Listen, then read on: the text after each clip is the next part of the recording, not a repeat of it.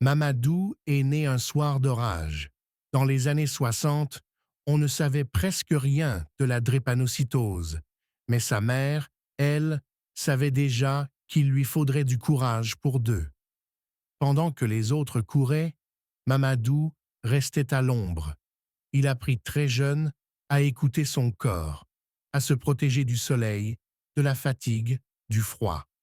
On se moquait parfois de lui. Tu es faible, Mamadou. Mais il savait. Ce n'était pas de la faiblesse, c'était de la sagesse. Il devint enseignant.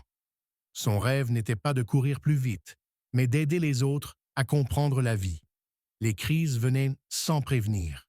La douleur, profonde, brûlante, mais l'amour de sa femme tenait la nuit debout. À 40 ans, il découvrit de nouveaux traitements. Il comprit que la guérison n'était pas tout, mais que vivre mieux, c'était déjà beaucoup. Malgré les nuits d'hôpital, Mamadou a connu la joie, des rires, des repas partagés, la chaleur d'une famille unie. Aujourd'hui, il parle aux jeunes drépanocytaires.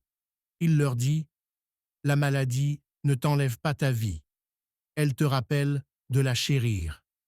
Chaque matin, il remercie la vie, parce qu'il a compris que la force, ce n'est pas d'être invincible, mais de rester debout malgré la douleur.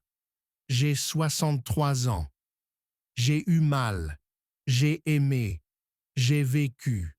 Et tant que mon cœur bat, je continuerai à espérer pour ceux qui viennent après moi.